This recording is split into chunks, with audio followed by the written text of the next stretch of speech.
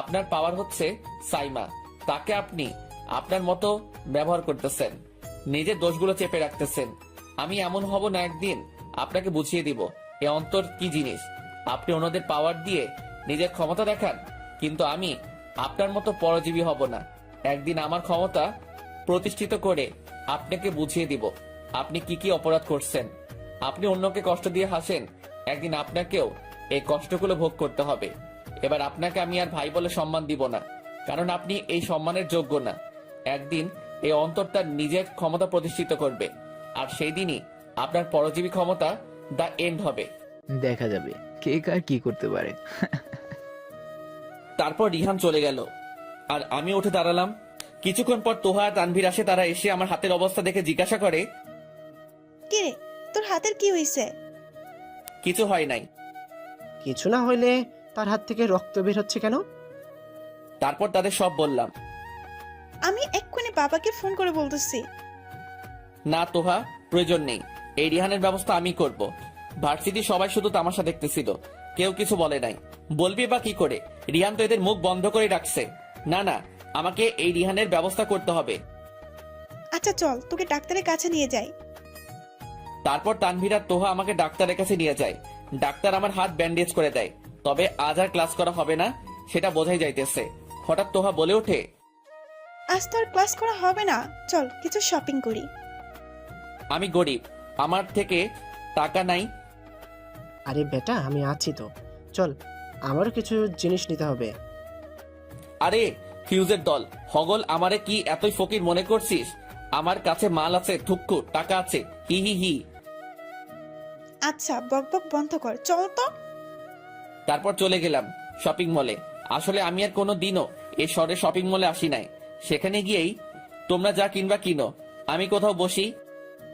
তোকে কি বসার জন্য আনছি? আয়াতের শপিং ব্যাগগুলো নেওয়ার জন্য আনছি তোকে, বুঝছিস?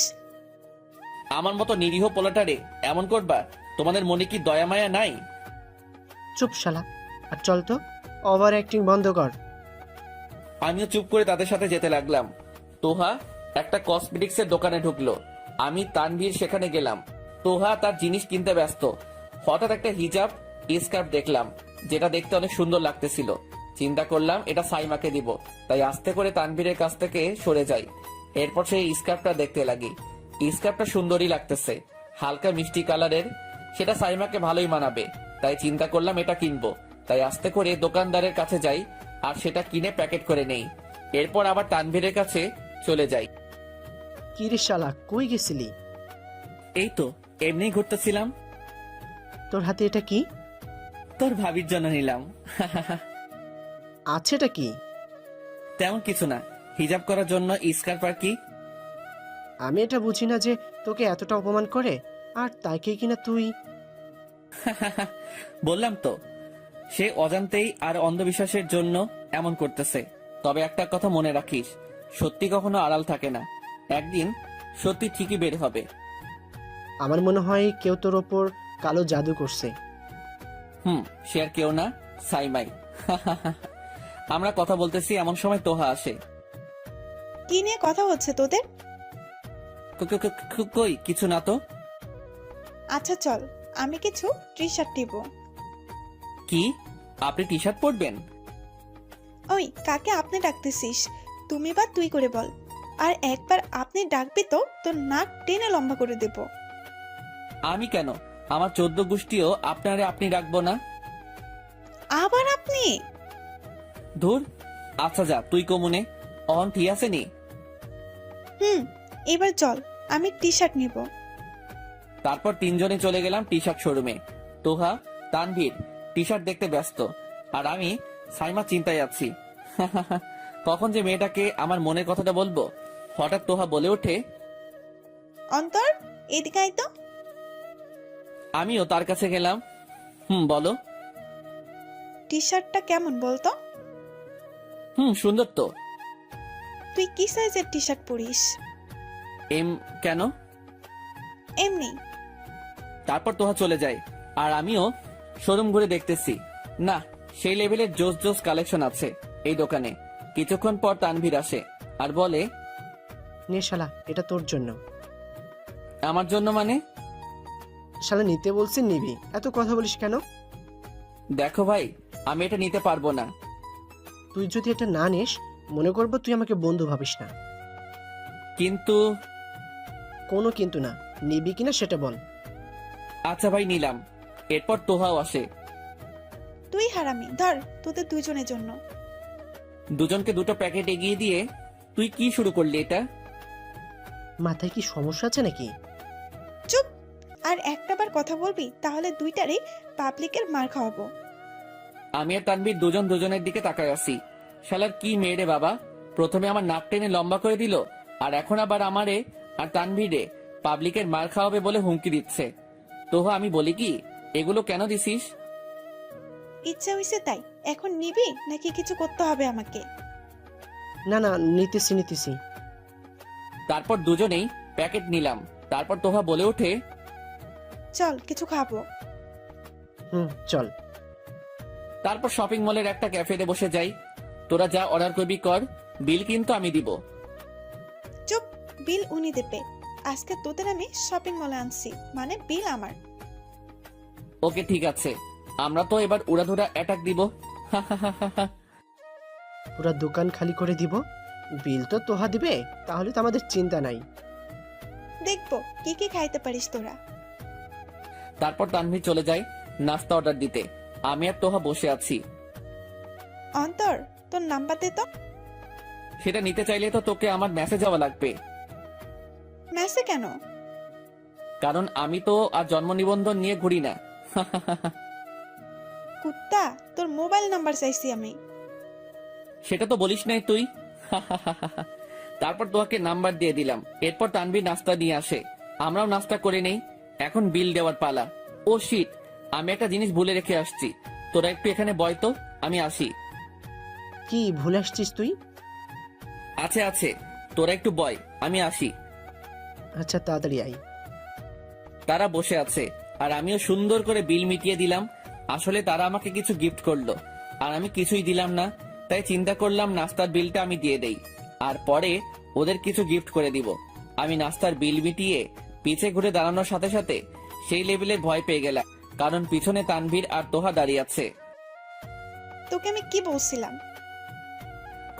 কই কিছুই না। বিল তো আমি দেবো বলছি, তাহলে তুই দিলি কেন? আরে আমি দেই আর তোরা দে, একই কথা। তাহলে রেগে যাচ্ছিস কেন? চিল কর তো। শালা তুই অন্য জায়গা থেকে এই শহরে আসছিস, এই শহরে তোর পরিবারে নাই, তাহলে কেন উল্টাপাল্টা ভাবে টাকা নষ্ট করছিস? আমরা কি বিল দিব না নাকি? দেখ ভাই, তোরা আমাকে টি শার্ট দিলি, আমিও নিলাম। এখন তোরা যদি আমাকে বিল পে করতে না দিস, তাহলে তো আমিও তোদের জিনিস নিব না। এইগুলো তোদের দিয়ে আমি আমার মতো করে চলে যাব। আচ্ছা যা, দে তুই, কিছুই বলবো না। কিন্তু এখানে তোর পরিবার নাই যার জন্য অর্থ সংকট করতে পারিস, তাই আমরা তোকে এই কথা বলছি। যেখানে বিকাশ, নগদ, রকেট এই অনলাইন টাকা ট্রান্সফার করার অ্যাপ আছে, সেখানে আমি অর্থ সংকটে কেমনে পড়বো? আমার টাকা শেষ হলে আব্বুকে বললে আব্বু বিকাশে টাকা পাঠিয়ে দিবে। সো নো চিন্তা, ডু ফুর্তি। এখন কি এখানে থাকবো নাকি? চল, আমার মেসেজ যাইতে হবে, আমার কাজ আছে। আমিও যাব তোর সাথে, আর তোর ম্যাচটা ঘুরে আসি। আমিও যাব। তাহলে চল। তারপর আমরা তিনজনেই ম্যাচের উদ্দেশ্যে রওনা দিলাম। আমার ম্যাচ সম্পর্কে আপনাদের আগে ধারণা দিয়ে দিছি। আমার ম্যাচ হচ্ছে বাড়ির সাইডে একটা রুম, যেটাতে আমি একাই থাকি। বললাম না, এটা ম্যাচ বললেও ভুল হবে, এটা ভাড়া করা ব্যাচেলারের বাড়ি। আমরা ম্যাচের সামনে চলে আসলাম। 1 মিনিট, আমি ম্যাচের তালা খুলি। তারপর আমি ম্যাচের তালা খুললাম। সেখানে আমি আমার জিনিসপত্র সুন্দর করে গুছিয়ে রাখছি। আসলে আমি আমার জিনিসপত্র গুছিয়ে রাখতে পছন্দ করি, কারণ জিনিসপত্র গুছিয়ে রাখলে আমার কখন কি প্রয়োজন হয় তা আমি খুব সহজে বের করতে পারি। আমার রুমে আছে একটা চৌকি, তার উপর তোশক, বালিশ আর কাঁথা। তার পাশে আছে আমার পড়ার টেবিল, যেটার উপরে পড়ার বই। আবার আমার রুমের এক সাইডে আছে কিচেন, আবার অ্যাটাচ বাথরুম। যা, তোরা চৌকির উপরে বয়, আমি চা বানাই। তারপর চলে গেলাম চা বানাতে। আচ্ছা, কি চা খাবি? রং চা নাকি দুধ চা? মামা, সব জায়গায় দুধ চা খাই, তোর হাতের 1 কাপ রং চা খাওয়া তো দেখি কেমন টেস্ট। তানভীর ঠিক বলছে, রং চা বানা। ওকে। তারপর রং চা বানিয়ে বিস্কিট, চানাচুর নিয়ে তাদের পরিবেশন করলাম।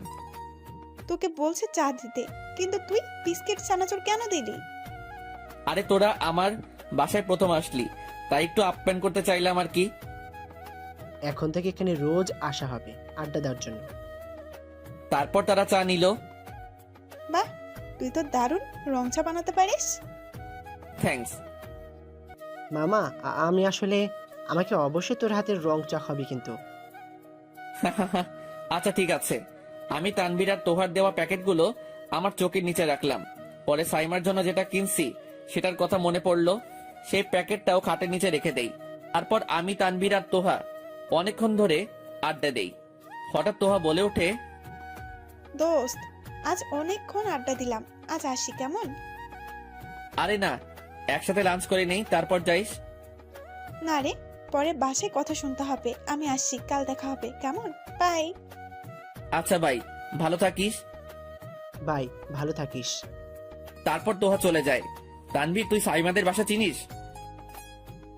কেন, কি করবি? তার জন্য একটা জিনিস নিলাম, সেটা দিব তাই। আচ্ছা ঠিক আছে, কিন্তু কি নিলি সেটা তো আগে দেখা। আচ্ছা দাঁড়া। তারপর চৌকি নিচ থেকে আমি প্যাকেটটা বের করি আর তানভীরের সামনে খুলি। ওয়াও, শালা তোর চয়েস তো জোস। বেটা সেই একটা জিনিস নিলি। এবার দে, আমি রাখি। তবে এটার সাথে একটা চকলেটও দিব। ওকে, তবে মেয়েটা তোকে যেভাবে ইনসাল্ট করতেছে তা আমার মোটেও ভালো লাগে না রে দোস্ত। তারপর তুই কেন যে এই মেয়েটার পিছনে পড়ে আছিস বুঝি না। আরে ভাই, মেয়েটা বলতে গেলে অনেক ভালো, কিন্তু তার সঙ্গ দোষের জন্য সে এমন হয়েছে। সো এখন এই টপিক বাদ দে আর আমাকে তার ঠিকানা দেখাই দে। চল তাহলে। দাঁড়া 1 মিনিট। আমি একটা খাতা বের করে তার পেজ ছিঁড়ে নেই আর সেটাতে সাইমার জন্য একটা মেসেজ লিখে দেই। সাইমা আপু, এই জিনিসটা আপনার জন্য দিলাম, আশা করি আপনি আমার উপহারটা গ্রহণ করবেন। সাথে আপনার পছন্দের জিনিস চকলেটও দিলাম। ইতি, হৃদয়। তারপর সাইমার স্কার্পের প্যাকেটে সেই কাগজটা রেখে দিলাম। মেসে তালা মেরে আমি আর তানভীর বেরিয়ে গেলাম। প্রথমে আমাকে দোকানে গিয়ে সাইমার জন্য একটা চকলেট নিতে হবে, তাই আমি দোকানে যাই আর সাইমার জন্য চকলেট নেই। এরপর সেই চকলেটটা প্যাকেটে রেখে দেই। আমি আর তানভীর যেতে লাগলাম সাইমার বাড়ির উদ্দেশ্যে। হঠাৎ তানভীর আমাকে বলে, দোস্ত, এই যে সাইমাদের বাড়ি। তুই দাঁড়া, আমি আসি। তারপর সাইমাদের বাড়ির সামনে যাই, দেখে একটা সিকিউরিটি গার্ড আছে। আমি সেখানে গিয়ে, আসসালামু আলাইকুম চাচা। ওয়ালাইকুম আসসালাম। জি, কাকে চাই? চাচা, এই প্যাকেটটা আপনি সাইমা আপুকে দিয়ে দিয়েন, উনি এটা অর্ডার করছিল। আচ্ছা। বলে আমার থেকে প্যাকেটটা নিয়ে নেয় আর আমিও চলে আসি। যাক, এই কাজটা তো হলো। এখন শুধু জিনিসটা সাইমার কাছে পৌঁছালেই হলো। তারপর আমি তানভীরের কাছে চলে যাই। তানভীর, চল মেসে যাব, একসাথে লাঞ্চ করব। না রে দোস্ত, আমাকে বাসায় যেতে হবে।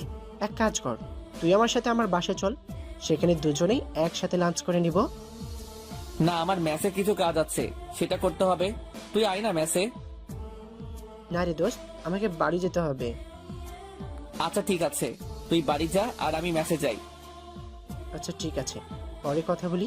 বাই। বাই, খোদা হাফেজ। তারপর তানভীর চলে গেল, আমিও রাস্তায় হাঁটতে লাগলাম। হাঁটতে হাঁটতে চলে গেলাম মেসে। মেসে গিয়ে প্রতিদিনের মতো রান্না করতে হয়, সেটা করে খেয়ে নিলাম। ভালো লাগতেছিল না, তাই ফোনটা বের করে এফবিতে ঢুকলাম। ঢুকেই গ্রুপে এলাকার বন্ধুদের সাথে চ্যাট শুরু। অনেকক্ষণ তাদের সাথে গ্রুপে দুষ্টামি করলাম। তারপর ফোনটা রেখে বিকাল পর্যন্ত পড়লাম।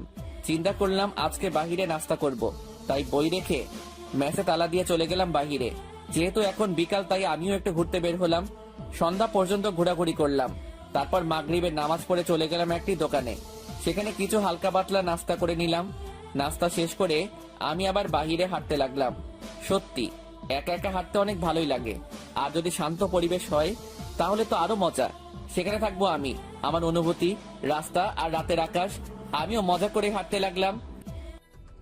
বাঁচাও, আরে আজব, কে চিৎকার দিল? কেউ আমাকে বাঁচাও। আরে ভাই, কে বাঁচাও বাঁচাও করতেছে? কাউকে তো দেখতেছি না আমি। পরে আরো সামনে হাঁটতে লাগলাম। পরে দেখি গলির মধ্যে 5 জন ছেলে একটা মেয়ের সাথে জোর জবরদস্তি করার চেষ্টা করতেছে। সাথে সাথে আমি সেই মেয়েটার কাছে দিলাম দৌড়। একটা লাঠি দেখলাম, সেটা নিয়ে মেয়েটার কাছে গিয়ে সেখানে থাকা ছেলেগুলোকে ইচ্ছা মতো মারি। তবে যেভাবে মারছি মনে হয় কিছু তো ভাঙবেই। সেই 5টা ছেলে পড়ে আছে আমার লাঠির বাড়ি খেয়ে। আর আমিও মেয়েটাকে নিয়ে আস্তে করে সেখান থেকে দূরে কোথাও চলে গেলাম। আমি মেয়েটাকে জিজ্ঞাসা করতে লাগলাম, আপু আপনি ঠিক আছেন তো? মেয়েটা চুপ করে দাঁড়িয়ে আছে। আমার মনে হয় মেয়েটা বেশি ভয় পেয়ে গেছে, তাই একদম চুপ হয়ে গেছে। আচ্ছা আপু, আপনি থাকেন কোথায়? আচ্ছা আপু, আপনি দাঁড়ান, আমি দোকান থেকে 1 বোতল পানি নিয়ে আসি। প্লিজ আমাকে ছেড়ে যাবেন না, ওই জানোয়ারগুলো আবার আমাকে ধরে ফেলবে। প্লিজ আমাকে একা ছেড়ে যাবেন না। আচ্ছা আপনি শান্ত হন, আমি কোথাও যাব না, আপনার সাথেই আছি আমি। আমি মেয়েটার দিকে খেয়াল করলাম, মাশাআল্লাহ মেয়েটা অসম্ভব সুন্দরী, তাই তো জানোয়ারের দল ওনার উপর আক্রমণ করছে। আপু আপনি আমার সাথে আসুন। মেয়েটা কথা না বলে আমার সাথে যেতে লাগলো। আমরা একটা দোকানের সামনে আসি, সেখান থেকে আমি 1 বোতল পানি কিনে নেই। আপু এই নিন, পানি খেয়ে নিন। মেয়েটাও তার কাপা হাতে আমার থেকে পানির বোতলটা নিয়ে নেয় আর পানি খেতে লাগে। আমি খেয়াল করলাম মেয়েটার জামার বাম হাতার উপরের অংশ ছিঁড়ে গেছে আর তার জামার ওড়নাও নেই। আপু আপনি এখানে বসুন আর আপনার যা ইচ্ছা কিনে নিন, আমি একটু আসি। প্লিজ আমাকে একা রেখে যায়েন না। আপু জাস্ট 2 মিনিট। তারপর দিলাম একটা দৌড়। ভাগ্যিস কাছে একটা ফুটপাতের কাপড়ের দোকান দেখতে পেলাম, সেখান থেকে একটা ওড়না কিনেই আবার মেয়েটার কাছে চলে যাই। আপু নিন, এটা গায়ে জড়িয়ে নিন। মেয়েটাও তার কাপা হাতে আমার থেকে ওড়নাটা নেয় আর নিজের শরীরে জড়িয়ে নেয়। আপু এবার বলুন আপনি কোথায় থাকেন? আসো আমার সাথে। যাক ভালোই হলো, এখন অন্তত মেয়েটা কথা বলল। আমিও মেয়েটাকে ফলো করতে লাগি। একটা বাড়ির সামনে এসে মেয়েটা থেমে যায় আর বলে, থ্যাংক ইউ আমাকে বাঁচানোর জন্য। আরে আপু, আপনার জায়গায় অন্য কেউ হলেও আমি তাকে বাঁচাতাম, এতে থ্যাংক ইউ দেওয়ার কিছুই নাই। আচ্ছা আমি আসি, ভালো থাকবেন। বলে সেখান থেকে চলে আসলাম আর সোজা মেসে চলে গেলাম। মেসে গিয়ে দেখি আম্মু আমাকে অনেকগুলো মিস কল দিছে। আমিও কল ব্যাক করি। হ্যালো আম্মু, আসসালামু আলাইকুম, কেমন আছো? হারামজাদা, কয়বার কল দিছি তোকে? আমাদের কি টেনশন হয় না তোর জন্য? আরে আম্মু আমার কথাটা শুনো, তারপর যা মন চাই বলিও। তারপর আম্মুকে সবকিছু বলি। বলিস কি? মেয়েটার কিছু হয় নাই তো? আরে আম্মু, তোমার ছেলের মতো একটা হিরো থাকতে মেয়েটার কিছু হয় নাকি? আব্বু সবসময় সবার বিপদে পাশে থাকিস, কেমন? জি মাতাজি, শুধু আমার জন্য দোয়াটা করলেই হবে। সেটা তো করবোই আব্বু, তোরা তিহার জন্য করবো না তো কাদের জন্য করব? আচ্ছা আম্মু, টিহাকে একটু দাও তো। নে। হ্যালো ভাইয়া, কেমন আছিস? একদম ফার্স্ট ক্লাস, তুই কেমন আছিস? এই তো ভালোই, কিন্তু তোকে মিস করতেছি। অপেক্ষা কর, আসবো তোর কাছে, তবে একা না, দোকা হয়ে। মানে?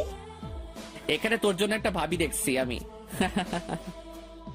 যা ভাইয়া, মিথ্যা বলিস না। আরে আমি সিরিয়াসলি বলতেছি, তবে আম্মু আব্বুকে বলিস না আবার। আরে ভাইয়া, আমি আজ পর্যন্ত তোর কোনো সিক্রেট কথা বলছি? তাহলে আমি স্কুলে রিপোর্ট কার্ডে আব্বুর সাইন নকল করেছিলাম, সেটা কে বলছিল? সেদিন যা ভিটামিন দিল না আমার, এখনো ভিটামিনের অভাব হয় না। সরি ভাইয়া। আরে ইমোশনাল হইস না, এখন কথা হয়েছে তোর ভাবি সিলেক্ট করে ফেলছি। তুই রেডি থাক, তোকে আমাদের বিয়ের সাক্ষী রাখবো, কেমন? আচ্ছা, তবে ভাবির নাম কি? আয়শা আক্তার সাইমা। যাক, ভালোই হলো। কবে ভাবিকে আনবি তুই? খুব শীঘ্রই নিয়ে আসবো। আচ্ছা ঠিক আছে, দেখা যাক। আচ্ছা আমি এখন রাখি, কাল কথা হবে, কেমন? আচ্ছা ভাইয়া, ভালো থাকিস। খোদা হাফিজ। খোদা হাফেজ। তারপর ফোন কেটে দিলাম। যেহেতু আজকে অনেক সময় পার হয়ে গেছে, তাই আর পড়া হলো না, তাই রাতের খাবার খেয়ে ঘুমিয়ে পড়লাম। সকালবেলা আমি ফ্রেশ হয়ে ভার্সিটি চলে যাই। সেখানে দেখি আমার মামা আর মামি মানে তানভীর আর তোহা বসে বসে আড্ডা দিচ্ছে, তাই আমিও তাদের কাছে চলে গেলাম। সেখানে গিয়েই, এরে তোরা আর লাইগা ইক্কিনি জায়গা রাখতে হাইলি না? কিরে, তুই নোয়াখালীর ভাষা পারিস? আই কিল্লাই হাইতাম ন, আই কাবিলা, আর মা নোয়াখালীর চেয়ারম্যান, আর তোরা এগিন কথা কস কেন? অন্তর, তুই একটা কাজ করিস, ব্যাচেলার পয়েন্টে ঢুকে যাইস, সেটাতে তোরে বেশ মানাবে। তুই কিন্তু সেই লেভেলের নোয়াখালীর ভাষা পারিস। আরে আমি যদি সেখানে যাই তাহলে তো ব্যাচেলার্স পয়েন্টের ডিরেক্টর আমাকে সব রোল করতে বলবো, আর বাকি যারা থাকবো তাদের কাজের 12টা বেজে যাবে। পরে আমাকে তারা সবাই মিলে সেই লেভেলের উদুম কেলানি কেলাবে, তাই আমি রিস্ক নিতে পারবো না বাবা। আমার মায়ের খাবার শখ নাই। আমার কথা শুনে তানভীর আর তোহা দুজনে হেসে দিল। আমরা আমাদের কথা নিয়ে ব্যস্ত। হঠাৎই কেউ একজন আমাকে অন্তর বলে ডাক দিল। কিরে ভাই, আমাকে আবার কে ডাক দিল? আমি কেমনে জানবো? শুনে তো মনে হলো কোনো মেয়ে। আরে বেটা, আমিও কনফিউশনে চলে গেলাম। এখানে আমাকে ডাকার মতো তো তোরা দুইটাই আছিস, তাহলে আর কেডা মরে ডাকবো? আমি পিছন ফিরে তাকাই আর দেখি কালকের মেয়েটা, যাকে আমি বাঁচাইছিলাম। কিন্তু কথা হচ্ছে যে এটা এখানে কেন? মেয়েটা আমার কাছে আসতেই থ্যাংক ইউ সো মাচ আমাকে কালো শয়তানগুলোর হাত থেকে বাঁচানোর জন্য। আরে আগে এটা বলেন কে আপনি, আর আমাকে কি সব বলতেছেন? হেই, কি উল্টো পাল্টা বলতেছো তুমি? দেখুন আপু, সবাই আমাকে বখাটে, বেয়াদব, লুইচা ছেলে হিসেবে চিনে, তাহলে কেন আমি আপনাকে বাঁচাবো? খারাপ ছেলেরা কখনো কি কাউকে বাঁচায় নাকি? এখন আমার সামনে থেকে জানতো। মেয়েটার সাথে সাথে আমার সামনে থেকে চলে যায়, আর তানভীর আর তোহা আমার দিকে হা করে তাকিয়ে আছে। আই, তুই মেয়েটার সাথে এমন কেন করলি? কাল রাতে মেয়েটাকে আমি কিছু ছেলেদের হাত থেকে বাঁচিয়েছি, যার জন্য মেয়েটা এখন আমার কাছে এসে আমাকে থ্যাংক ইউ বলতেছে। কিন্তু তার আগ পর্যন্ত মেয়েটা আমাকে একজন খারাপ, বখাটে, বেয়াদব ছেলে হিসেবে চিনতো। আর আমি যখন তাকে বাঁচাই তখন সে আমার সাথে কথা বলতে আসতেছে, তাই আমিও এমন করি। সে আগে অন্যদের কথা শুনে আমাকে খারাপ ভাবতো। সে একবারও আমার সত্যিটা জানতে চায়নি, যেমনটা তোহা করলো। কিন্তু কালকের ঘটনাটার জন্য এখন মেয়েটা আমার কাছে এসে থ্যাংক ইউ বলতেছে। সে এখন আমাকে মূল্যায়ন করতে আসছে, তাই আমিও এমনটা করলাম। অথচ তার আগ পর্যন্ত আমাকে খারাপ বলে চিনতো। তাহলে তো সাইমা আরো বড় অপরাধী, তাই না? না রে ভাই, এখানে সাইমার কোনো দোষ আমি দেখতেছি না, কারণ সে তার ছোটবেলার বন্ধুকে বিশ্বাস করে আমার সাথে এমন করলো। আচ্ছা ধর, তোকে আমি ছোটবেলা থেকে চিনি, তুই সবসময় আমার সামনে ভদ্র হয়ে থাকিস, কিন্তু আমার অনুপস্থিতিতে তুই সকল কুকাজ করেই যাস। এখন একজন তোর কুকাজের কথা আমাকে বলল, তখন তো আমি তোকে অবিশ্বাসী করব, তাই না? কারণ তোকে তো আমি ভালো হিসেবে চিনি, তোকে কোনো দিনও খারাপ কিছু করতে নিজ চোখে দেখিনি।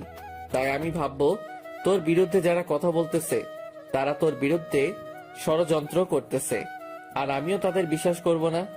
বুঝছিস আমার কথা? এক মিনিট, তানভীর, তুই হঠাৎ ওকে সাইমার কথাও কেন বললি? না, এমনি। তোরা আমার থেকে কিছু লুকাচ্ছিস না তো? আচ্ছা শোন তাহলে। তারপর তোহাকেও সব বললাম। হারামি, ভেতরে ভেতরে তো ভালোই জিনিস চালাচ্ছিস তুই। আরে এখন এটা বল, এই কাজে আমার পাশে থাকবি তো? দোস্ত, আমি অলওয়েজ আছি তোর সাথে। আমাকে কি করতে হবে শুধু সেটা বল। সময় হলেই বলবো। এখন চল, ক্লাসে যাব। এমনিও কাল ক্লাস করা হয় নাই। তারপর চলে গেলাম ক্লাসে। সেখানে গিয়ে দেখি সাইমা, নিধি, রিহান বসে বসে গল্প করতেছে। আমিও পিছনের সিটে চলে গেলাম।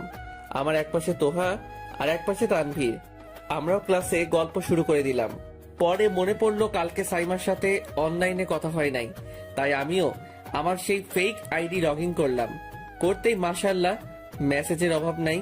আমার নোটিফিকেশনের আওয়াজ শুনে অনেকে আমার দিকে তাকায় আছে, বিশেষ করে তো তানভীর আর তোহা। আমিও নেট বন্ধ করে দিলাম। কিরে ভাই, কে তোরে এত এসএমএস দিয়ে রাখছে? তোদের ভাবি, মানে সাইমা, সে মেসেজের গোডাউন দিয়ে রাখছে আমারে। আল্লাহ জানে কি কি লিখছে। আমাদের দেখাবি কিন্তু। আরে দেখাবো, ক্লাস শেষ করে ক্যাম্পাসে গিয়ে আড্ডায় সব দেখাবো। আমরা কথা বলতেছি, এমন সময় স্যার আসে, তাই আমরাও কথা বন্ধ করে দেই। এরপর ক্লাসে মনোযোগ দিলাম। ক্লাসে আজকে আমাদের কিছু প্রশ্ন দিছে, তা আমাদের লিখতে হবে, তাই আমিও লেখা শুরু করে দিলাম। কিন্তু খেয়াল করলাম সবাই আমার দিকে তাকায় আছে। হঠাৎ তোহা বলে ওঠে, তুই বাম হাতে লিখিস? আসলে ছোটবেলা থেকেই লিখতে লিখতে অভ্যাস হয়ে গেছে। মামা, আমি শুনছি যারা বাম হাতে লেখে তাদের স্বভাব চেয়ে অন্য রকমের হয়। তাদের বুদ্ধি বেশি আর তাদের ট্যালেন্টও ওপর লেভেলের হয়। কিন্তু আমি ট্যালেন্টলেস। তারপর আবার লিখায় মনোযোগ দিলাম। লেখা শেষ, হঠাৎ স্যার বলে ওঠে, অন্তর, তুমি বাম হাতে লিখো? জি স্যার, আসলে ছোটবেলা থেকেই আব্বু অনেকবার ট্রাই করছে আমাকে ডান হাতে লেখানোর জন্য।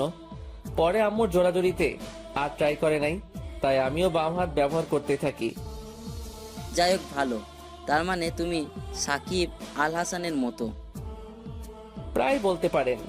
স্যার আমাকে এই কথাগুলো বলে চলে গেলেন, আর আমরাও এবার বেরিয়ে গেলাম ক্লাস থেকে। তারপর সোজা আমাদের আড্ডার জায়গায়। এবার তোর ফোনটা দে। জি না, দেওয়া যাবে না। তারপর নেট অন করে ফোন নিয়ে বসে পড়লাম। দেখতে লাগলাম সাইমা কি মেসেজে দিছে। এই, তুমি আমাকে স্কার্ফটা কেন দিলা? আচ্ছা, তোমার কি আর কাজ নেই? প্রথমে চকলেট, তারপর স্কার্ফ, সাথে চকলেটও। আচ্ছা, তুমি কি সত্যি আমাদের ক্লাসমেট নাকি আমার সাথে ফান করলা? ও হ্যালো, কি হয়েছে? নেটে আসো না কেন? ওই, তোমার নাম্বারটা দাও তো। আমাকে আরো এইরকম প্রশ্ন করে ইনবক্স ভরায় রাখছে। আমি তানভীর তোহা দেখে হাসছি। হঠাৎ আবার মেসেজ দিল, এই যে মিস্টার হৃদয়, কি হয়েছে? আমার মেসেজ সিন করে রিপ্লাই দেন না কেন? সাথে সাথে আমিও রিপ্লাই দিলাম।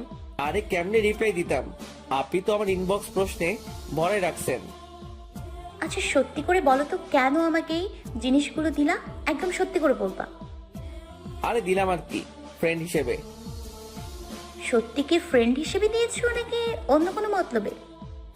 আরে কেমনে কইতাম, আমার শরম লাগে তো। তাই? আমারও তো লজ্জা আছে, কেমনে কি কমু? আর সব কথা কি চ্যাট করে বলা যায় নাকি? আচ্ছা দাঁড়াও, আমার নাম্বার দিচ্ছি। তারপর সাইমা তার নাম্বার দিল। আরে নাম্বার দিলেন কেন? ইচ্ছে করতেছে এই লেজেন্ডারি ফাজিলের সাথে কথা বলতে, তাই দিলাম। মই কিন্তু ভালো না, ভালো লইয়া থাইকো, বুঝছো মনো? তুমি কি বরিশালের নাকি? আরে না, আই কেমনে বরিশালের হইতাম? আর মা নোয়াখালীর চেয়ারম্যান, আর আন্নে কন আই বরিশাইল্লা। ইগা কোনো কথা হইল নি? এই, তুমি তো দেখি নোয়াখালীর ভাষাও পারো। ও, এক্কেবারে হাসা কথা কইছো নে। বাহ, এবার চিটাগাঙেরও ভাষা। উফ, এই একবার ফোন দাও, তোমার ভয়েসটা শুনতে খুব ইচ্ছে করতেছে। তারপর সাইমার ফোন নাম্বারটা তুললাম ফোনে।